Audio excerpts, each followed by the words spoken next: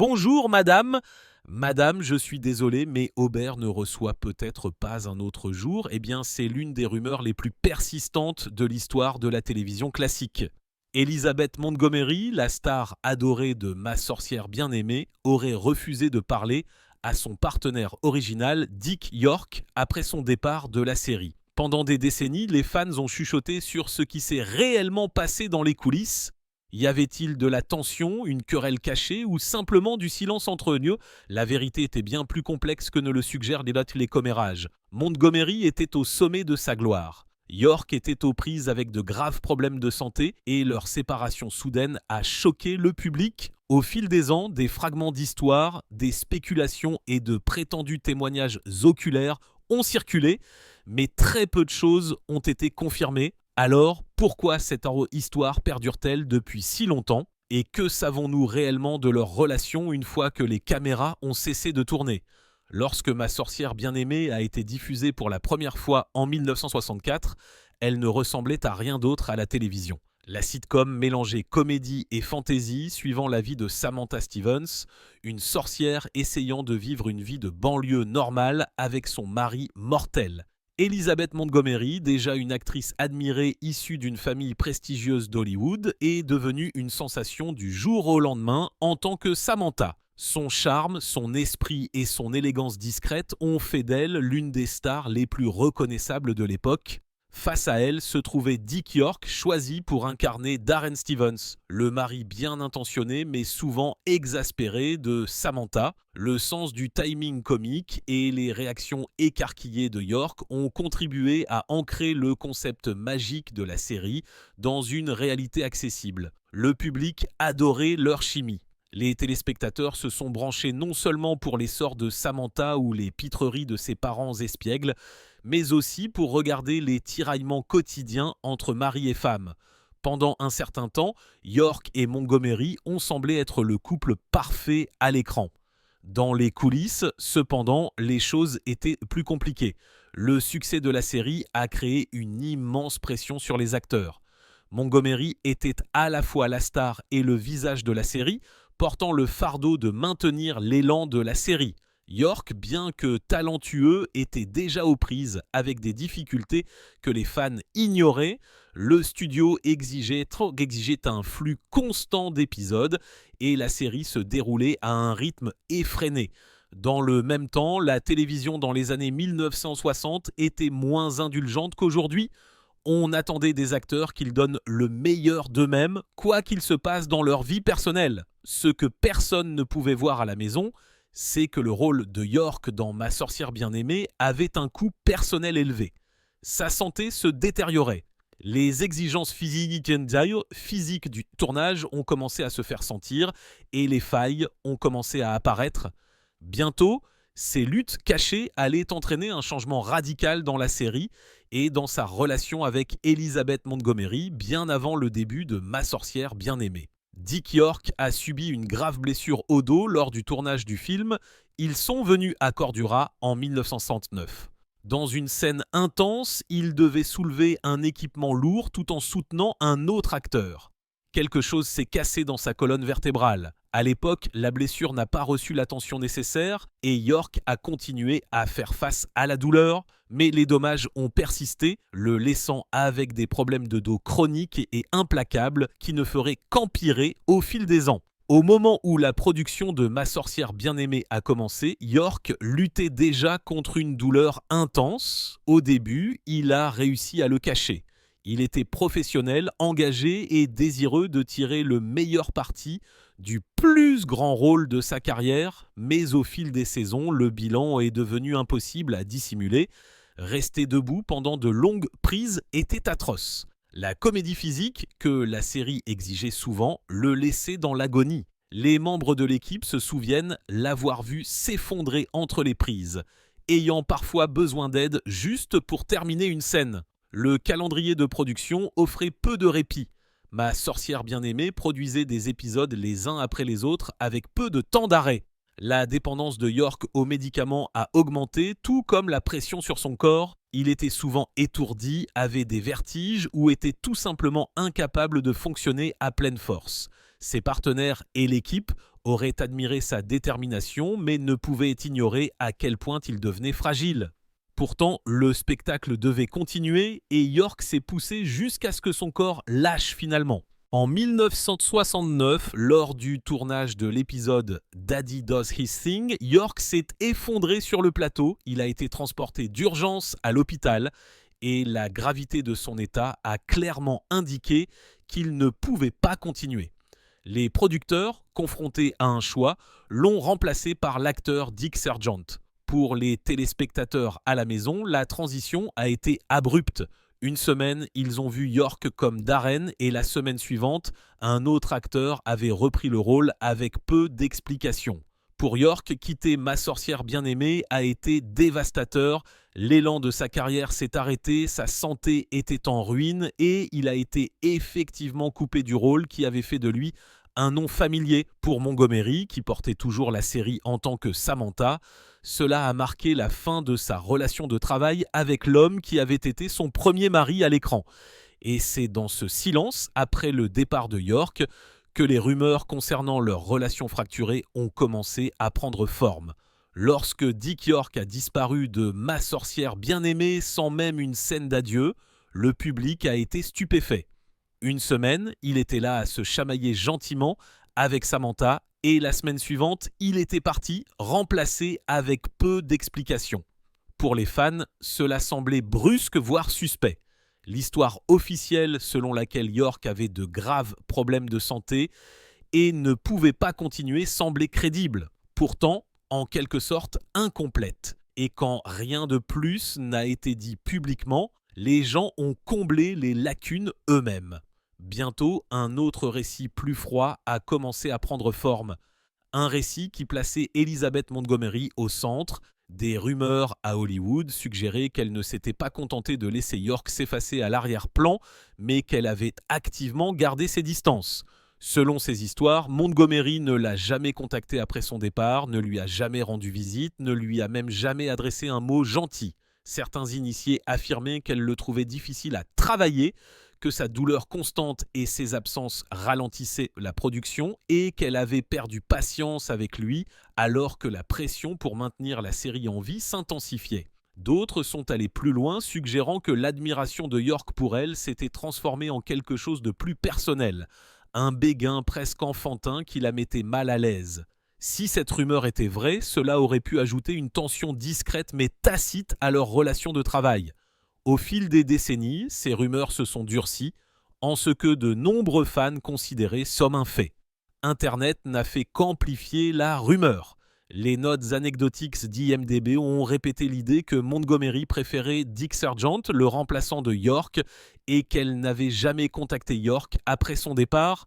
Les forums de fans ont débattu de l'histoire sans fin, chaque récit affûtant les angles de la prétendue querelle. Les blogs de potins l'ont repris, le présentant comme l'un des scandales les plus persistants des coulisses de la télévision. Plus York et Montgomery sont restés déconnectés en public, plus les gens ont cru que le silence devait signifier quelque chose. Ce qui rend l'histoire encore plus convaincante, c'est la façon dont elle a évolué à chaque récit. Dans certaines versions, Montgomery était dépeinte comme impitoyable, coupant froidement York de sa vie comme s'il était un fardeau qu'elle ne voulait plus porter. Dans d'autres récits, elle était dépeinte comme prudente, gardant délibérément ses distances pour empêcher les rumeurs sur les sentiments de York de dégénérer en ragots de tabloïds. L'absence de photographies, d'interviews ou d'anecdotes les reliant après 1969 n'a fait qu'alimenter le sentiment de mystère. Les fans ont commencé à se demander s'ils étaient vraiment restés amis. Pourquoi n'y avait-il aucune preuve ? Et pourtant, malgré tout le drame qui entoure l'histoire, la question au cœur de celle-ci reste non résolue. Y a-t-il vraiment eu une querelle amère ?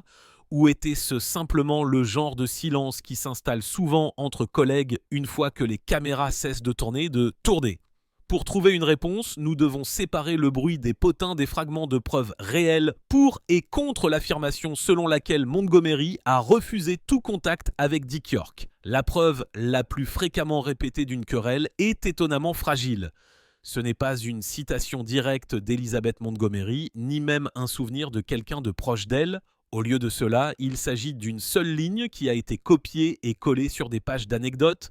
des magazines de potins et des forums internet selon lesquels Montgomery n'a jamais pris des nouvelles de Dick York après son départ de Ma sorcière bien-aimée. Pour les personnes déjà enclines à croire à une tension entre les deux, cette simple affirmation ressemble à une confirmation. Pour eux, c'est la preuve qu'elle en avait fini avec lui dès qu'il a quitté le plateau. Certains partisans de cette théorie vont plus loin, insistant sur le fait qu'elle préférait travailler avec Dick Sargent, le remplaçant de York, et que son silence était une façon délibérée de clore un chapitre qu'elle n'a jamais voulu revisiter. Mais plus on y regarde de près, plus cette affirmation devient fragile. Elizabeth Montgomery n'a jamais déclaré officiellement qu'elle n'aimait pas York. Elle n'a jamais donné d'interview dans laquelle elle le critiquait, ni n'a laissé entendre qu'elle lui en voulait.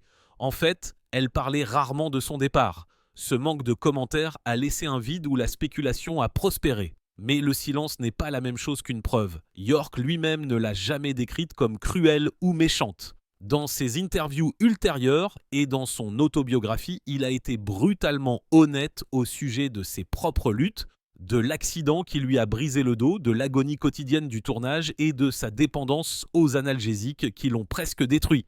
Ce qui est révélateur, c'est ce qu'il a omis, l'amertume envers Elizabeth Montgomery.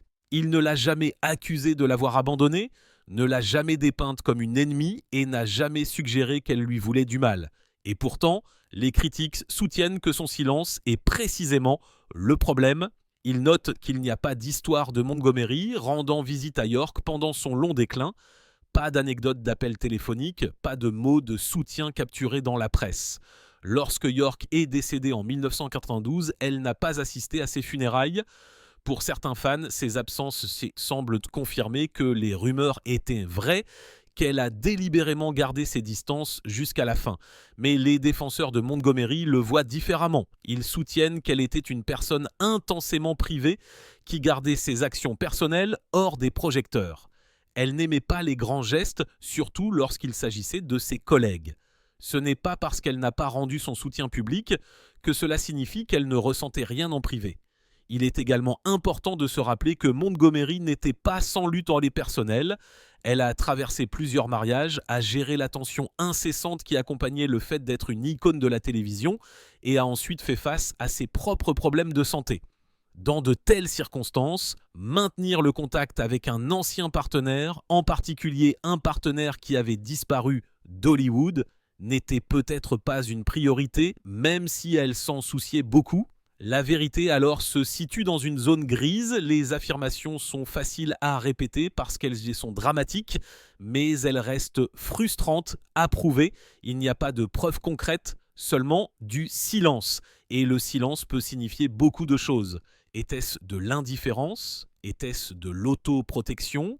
Ou était-ce simplement deux personnes vivant des vies très différentes après la fin d'un chapitre commun? Cette énigme construite sur la rumeur et l'absence plus que sur les faits est ce qui rend l'histoire si fascinante. Et cela nous laisse avec la question persistante suivante. S'il n'y a pas eu de querelle publique, qu'est-ce qui aurait pu inciter Montgomery à paraître si distante de York après Ma sorcière bien-aimée? Pour comprendre pourquoi Elizabeth Montgomery a pu paraître distante de Dick York, il est important de considérer le contexte plus large, à la fois sa vie personnelle et la culture d'Hollywood dans les années 1960. Montgomery n'était pas qu'un autre membre de la distribution de Ma sorcière bien-aimée, elle en était l'encre. Chaque intrigue tournait autour de Samantha. Chaque campagne de promotion mettait en avant son visage et chaque article de magazine dépendait de son charme. Le succès de la série reposait entièrement sur ses épaules. Une fois que York est départie, elle n'a pas eu le luxe de s'attarder sur la perte d'un partenaire. Elle a dû s'adapter rapidement, établir une chimie avec un remplaçant et rassurer à la fois le public et le studio que la série resterait forte. Sous ce genre de pression, contacter York, que ce soit publiquement ou en privé, n'a peut-être pas semblé être une priorité urgente. La situation de York a rendu les choses encore plus compliquées. Au moment où il a quitté la série, il était en forte baisse, fortement dépendant des médicaments et souvent alité. Ses problèmes de santé étaient bien connus de ceux qui étaient sur le plateau, mais à une époque où les conversations sur les maladies chroniques, la dépendance ou la tension mentale étaient encore tabous, ces problèmes étaient souvent gardés secrets. Les producteurs ont peut-être conseillé à Montgomery de garder ses distances, non pas par méchanceté, mais dans le cadre des efforts visant à garantir que l'image de la série reste intacte. Le silence à ce moment culturel était le chemin de la moindre résistance, en particulier pour une star dont la réputation était constamment sous surveillance. Ensuite, il y a la couche personnelle, la spéculation selon laquelle York a développé des sentiments pour Montgomery, qui allait au-delà de leur relation de travail. Certains récits le présentent comme un béguin innocent, d'autres comme quelque chose qui la mettait mal à l'aise, même si cela n'a jamais été concrétisé, même si cela n'est resté rien de plus qu'une admiration tranquille. De telles dynamiques peuvent créer des tensions subtiles. Montgomery, connu pour garder farouchement sa vie privée, a peut-être choisi la distance comme moyen de se protéger des rumeurs. Dans un monde où un titre négligé pouvait se transformer en scandale, elle préférait contrôler le récit en ne disant rien du tout. Pendant ce temps, la propre vie de Montgomery était loin d'être stable. Hors écran, elle a traversé plusieurs mariages, a jonglé avec les exigences d'élever des enfants et a enduré l'éclat incessant de la gloire. Plus tard, elle a fait face à ses propres problèmes de santé. Dans ce tourbillon, maintenir une relation avec un ancien partenaire, en particulier un partenaire qui s'était largement retiré d'Hollywood, n'était peut-être pas en haut de sa liste de préoccupations. Ce qui ressemble à une froideur délibérée peut plutôt avoir été le résultat naturel de deux personnes qui s'éloignent tout en naviguant dans leur propre tempête. En fin de compte, ce qui apparaît de l'extérieur comme de l'indifférence pourrait avoir été façonné par les circonstances, les attentes culturelles ou une simple erreur de communication. Pourtant, parce que ces lacunes n'ont jamais été comblées publiquement, elles ont créé un terrain fertile pour les rumeurs. Et à mesure que les luttes de York sont devenues plus largement connues dans les années suivantes, ces rumeurs n'ont fait que se renforcer, transformant ce qui aurait pu être du silence ou de la distance en l'image d'une querelle durable. À Hollywood, l'absence parle souvent plus fort que les mots, et ce silence a maintenu le mystère en vie. Au fil des décennies, l'histoire d'Elizabeth Montgomery et de Dick York est devenue moins une question de faits concrets et plus une question de mythes que les fans, les écrivains et les colporteurs de potins ont construit autour d'eux. En l'absence de preuves concrètes, la spéculation a comblé le vide. Aujourd'hui, sur les forums de discussion, les forums de fans et les pages de médias sociaux consacrées à la télévision classique, le débat est toujours vif. Montgomery a-t-elle vraiment coupé tous les liens avec York ou s'agissait-il simplement d'une autre histoire d'Hollywood exagérée avec le temps ? Certains participants insistent sur le fait qu'elle ne lui a plus jamais parlé, tandis que d'autres soutiennent que ces affirmations sont largement exagérées ou carrément inventées. L'une des histoires les plus persistantes est que Montgomery, malgré le silence public, a secrètement rendu visite à York dans ces dernières années, alors qu'il était alité, presque sans le sou et loin des projecteurs. L'image de la sorcière glamour de la télévision offrant une compassion tranquille à son partenaire en difficulté est indéniablement puissante. Mais quand on regarde de plus près, l'histoire s'effondre. Il n'y a pas de photographie, pas de récits écrits, pas de témoins crédibles qui aient jamais confirmé une telle visite. Pourtant, l'histoire a été répétée tellement de fois qu'elle s'est presque solidifiée en folklore. Tout aussi forte, mais dans la direction opposée, est le récit selon lequel elle n'a plus jamais reconnu York. Dans cette version, elle est dépeinte comme distante, voire froide, tournant le dos à l'homme qui a contribué à lancer Ma sorcière bien-aimée. Elle est décrite comme refusant de parler de lui, refusant de le contacter, comme si elle l'avait effacé de sa mémoire. Ces deux histoires ne peuvent pas être vraies, mais les deux persistent, alimentées par le manque de faits vérifiables. Et comme aucune n'a été prouvée ni entièrement démystifiée, les fans ont été libres de choisir l'histoire qui convient le mieux à leur imagination de qui était Montgomery. Les affirmations selon lesquelles York lui-même a admis avoir nourri une affection tacite pour sa partenaire ont ajouté de l'huile sur le feu. Certains écrivains suggèrent que son admiration pour elle a créé une dynamique maladroite sur le plateau, une dynamique qu'elle préférait éviter une fois leur lien professionnel rompu. Dans son autobiographie et ses interviews ultérieures, York a parlé chaleureusement de Montgomery, louant sa beauté, son charme et son professionnalisme. Pourtant, il n'a jamais décrit leur relation comme hostile, il ne l'a jamais accusée de l'avoir rejetée et il n'a jamais suggéré qu'elle l'avait traitée avec cruauté. Le collègue distant qu'il a décrit est devenu, à travers le prisme des potins, une femme nourrissant une rancune à vie. Les historiens de la télévision et les biographes ont essayé à plusieurs reprises de percer le brouillard. Beaucoup soulignent avec quelle facilité une légende hollywoodienne peut naître d'un simple commentaire impromptu ou d'une anecdote mal interprétée. Une fois qu'une affirmation se retrouve dans une entrée d'anecdote en ligne ou dans un article diffusé, elle peut être répétée à l'infini, gagnant progressivement en crédibilité simplement par la répétition. L'idée que Montgomery a refusé de parler à York s'inscrit parfaitement dans ce schéma. Une histoire alléchante avec juste assez d'ambiguïté pour coller. Et nous nous retrouvons donc avec deux faits clairs au milieu du bruit. Elizabeth Montgomery n'a jamais officiellement confirmé qu'elle avait une querelle avec York et Dick York ne l'a jamais accusée d'en avoir une. Tout le reste existe dans l'espace ombragé entre la rumeur et la vérité. Pourtant, c'est peut-être la raison pour laquelle l'histoire continue de perdurer. L'absence de résolution lui donne une longévité. Les fans de Ma sorcière bien-aimée, même des décennies plus tard, se disputent encore, imaginent encore et se demandent encore si le mariage le plus magique de la télévision a été discrètement hanté par un silence hors écran. En fin de compte, la vérité sur Elizabeth Montgomery et Dick York est plus insaisissable que ne le laissent entendre les rumeurs.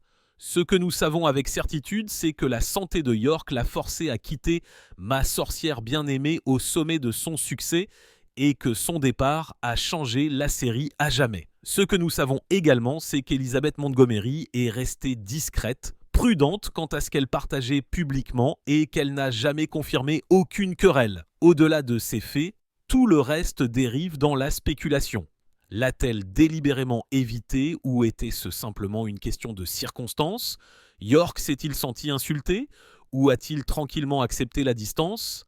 Les preuves ne nous donnent pas de réponse claire, mais c'est peut-être pourquoi cette histoire perdure. Les fans sont attirés par le mystère, par l'idée qu'il se passait plus de choses derrière les sourires soignés de la sitcom. Cela témoigne d'une vérité plus large sur Hollywood, à savoir que la vie des acteurs est souvent bien plus compliquée que les rôles qui les rendent célèbres.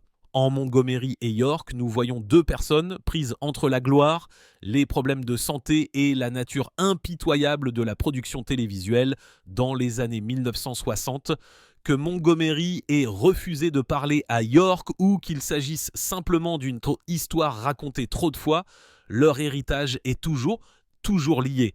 À l'écran, ils ont créé l'un des couples les plus aimés de la télévision.